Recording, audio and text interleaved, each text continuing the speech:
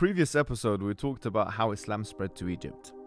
In this session, we're going to be talking about how Islam went all the way up to the Iberian Peninsula and how Tariq ibn Ziyad defeated Roderick, who was one of the Visigoth kings at that time, to cement his legacy, frankly, in that area of the world. Before we get to that, though, let's take a step back and think about what's happened so far. We talked about some of the prophecies of Prophet Muhammad ﷺ and of the Quran, about how the Roman Empire will be defeated and the Persian Empire will be defeated, and how the Jerusalem will be overtaken and how Egypt will be overtaken. And what we're seeing is an incredible manifestation of those things, one after the other. We've seen how the Roman Empire was defeated and the Persian Empire was defeated, both at the same time, frankly, which was something that's never happened to the Roman Empire before. That they were defeated by one enemy combatant both at the same time. They took out the Muslims took out two of the biggest players in the two biggest players in the world, both at the same time. And obviously Jerusalem became property of the Muslims. And we talked about some of the tolerance that existed at that time in Jerusalem, and how Jews were given rights and Christians were given rights, and many lessons were extracted from that lesson. Today, we're going to be talking about how Islam spread through North Africa into the Iberian Peninsula. Now, one thing that needs to be understood is that when Islam spread through North Africa to the Maghreb region, it wasn't something that happened overnight.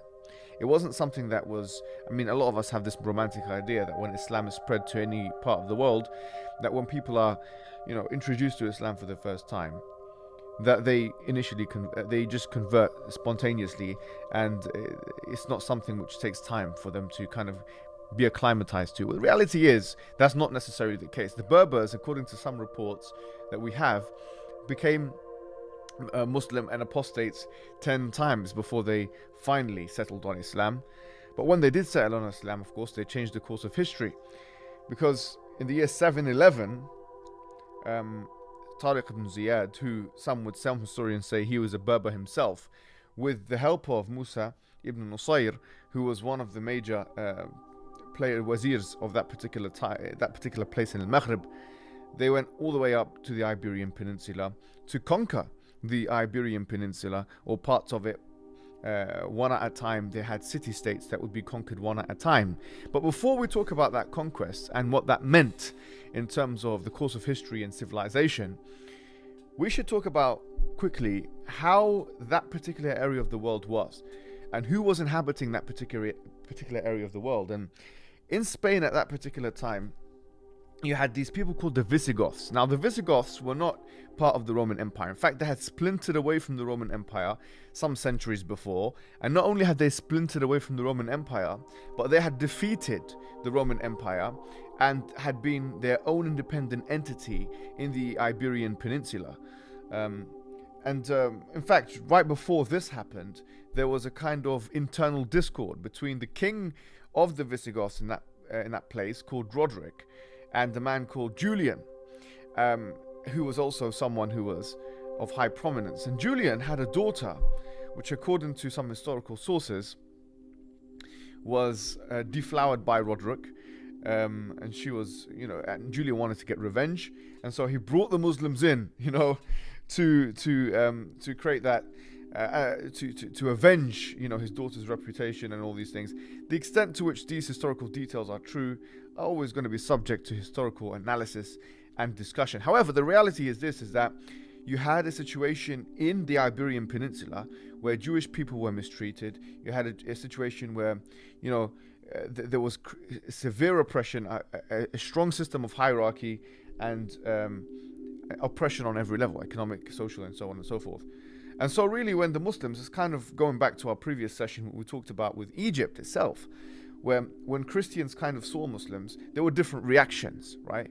In Egypt, they already had their theological discord, and many of the people became Muslim, and it was kind of like a breath of fresh air for them, because they wanted to embrace Islam, which was a respectable monotheism that rid them from the problems of Trinitarianism that they had been struggling with the Jacobites had been struggling with for hundreds of years.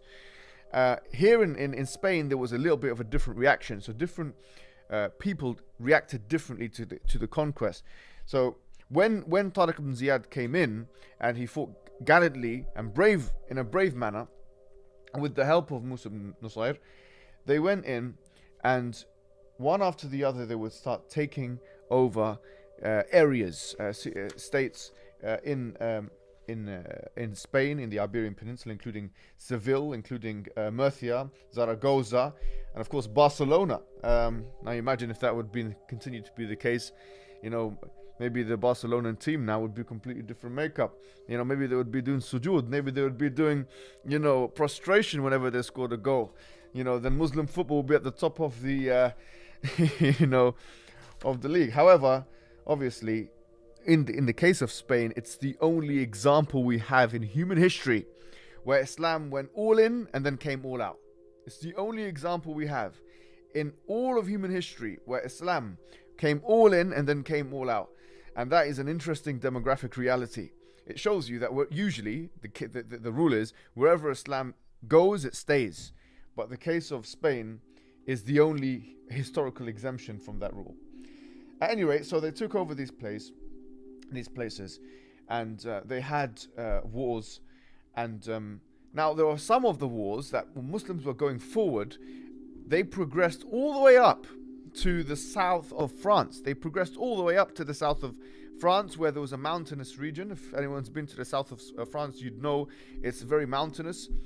And for the Arabs who are used to, and the Berbers who are used to a desert climate, it was completely out of their comfort zone. And so, of course, the main man for the Christians, Charles Martel, was able to stunt or stop even the progression of the Muslims in the Battle of Torres. And this was one of the major things that stopped Islam from going all the way up to France. And according to Gombrich, one of the people who wrote, a brief, concise historical book on the history of the world, he says that had that not happened, he says we would be speaking Arabic right now. So that was an important historical event. Speaking about Orientalists, though, we've got to ask the question, what was the civilization of Muslims in Spain? Was it in fact convivencia, or the Spanish word meaning coming together, where there is tolerance between Muslims, Christians, or Jews, or was it not? Now, the reality is, you'll find that there is some discussion among historians about the extent to which convivencia happened. Yeah, there's no doubt about that. But you'll find that it's really interesting. Even Orientalist scholars, like, for example, we've mentioned him before in this series, Sir Thomas Walker Arnold, who wrote this, The Preaching of Islam, a very famous book. He says the following about this. He says, during the centuries that elapsed between these two dates, and the two dates that he spoke about are 711, when Tariq ibn Ziyad first came in, and 1502, where the edict of Ferdinand and Isabella forbade the exercise of Islamic religion throughout the kingdom. And we'll talk about the Inquisition by the end. He says, between those two dates, he says, her influence had passed through province into other countries of Europe, bringing into birth a new poetry and a new culture, and it was from her that Christian scholars received what of Greek philosophy and science they had to stimulate their mental activity up to the time of the Renaissance. In other words, what he is saying, what this Orientalist is admitting to here, is he's admitting to the fact that because of the civilizational infrastructure in the Iberian Peninsula at that time, that you had something which catalyzed the Renaissance period itself. Now, this is very serious and very much, you can easily corroborate this with the historical record. I mean, many of the scholars that Muslims, Jews, and Christians are familiar with lived in Qurtuba. Lived, for example, Al-Qurtubi, who was a Quran exegete, but one of the major scholars of Islam, and his exegesis of the Quran is one of the most prominent exegesis of all time. Ibn Hazm al-Andalusi, another prominent scholar who is a Muslim scholar from Al-Andalus. From the Jewish side, you had Musa ibn Mayun, otherwise known as Maimonides, who was, of course, one of the major scholars of Jewish Kalam, and who in fact borrowed ideas from other mutakallimin, other people of Kalam, meaning you could say systematic theology from the Muslim side. And there was a cultural exchange, And this was not something which was limited to men, of course. You had Maria of Seville, who was a poet, who was a prominent poet in Seville, as the name implies, and many other women who would get involved in the culture in that time. Now, the question is, we had such a great, civilization and tolerance, you could say, within the Iberian Peninsula. You had all of this cultural exchange to the extent where you had, some say, 60 or 70 libraries, and one of the grand libraries had 400,000 books. It shows you, if you want to be successful and you want to have the hallmark of a successful civilization is books, and meaning, scholasticism, being immersed and engaged in scholarly works. When you have a civilization like that, then you have a successful civilization. On the contrary to that is you have book burnings, which symbolize the degradation, the annihilation of civilizations, which of course is starting to creep into the psyche of the Western civilization with Quran burnings. You can't deal with the ideas pertained in the book, so you're compelled to burn the book. Of course, that is the hallmark of a failed civilization. Not to say that, of course, that the American civilization is all failures. There are good and bad things in every culture. Maria Manacle, her name is Maria Manacle. She's a scholar of this particular time period, and she says something really interesting about how Jewish people were treated in this time period. She goes, under the Dima brought by the Muslims, the Jews who in Visigoth Hispania had been at the cruel end of social and political spectrum, were elevated to the status of Ahlul Kitab, people of the book, alongside the Christians. So you see, scholars and historians, when they're looking at how the Jewish community was dealt with in Spain, they're fair. A lot of them are fair, even if they come from the Orient or from the Occident, and they're speaking about these things. Some of them are very fair. And how could you not be when you have someone like Hasdai ibn Shaprut, who is he was from Moorish Spain, and he was one of the greatest, poets and thinkers, that the Jewish world has ever known. Musa ibn Mayun, another one. And you have, manuscripts upon manuscripts of Jewish contributions, and how Muslims would value that, and that was a cultural exchange. So the reality of the situation is, when all of this stopped, is when the Inquisition, or what you call the Reconquista, took place, where Spain started to be overtaken by Christian rule one more time. And at that time you had brutal treatment of Christians, Muslims and Jews, Christians who were deemed as heretics, and Muslims who had to go into secrecy. They had to go into secrecy. And mosques which were converted into churches, like for example the Grand Mosque in Granada, that even if you go to this day, was converted into a major church in 1502. So the reality is, this is not a bashing of Christianity or a case to be made against Christianity. What we are saying is that if you want to look at things in history, you'll find that anyone can be cruel, whether Muslim, Christian or Jew. There were Muslims that were cruel at that period of time as well, like Al-Muwahhidun, who were very cruel and very fringe and very extreme. And if there's one lesson to take from this, is there are two reasons. If you want to simplify things and reduce things to the lowest common denominator, that stopped Islam from progressing and staying in that place, which is dunya and division.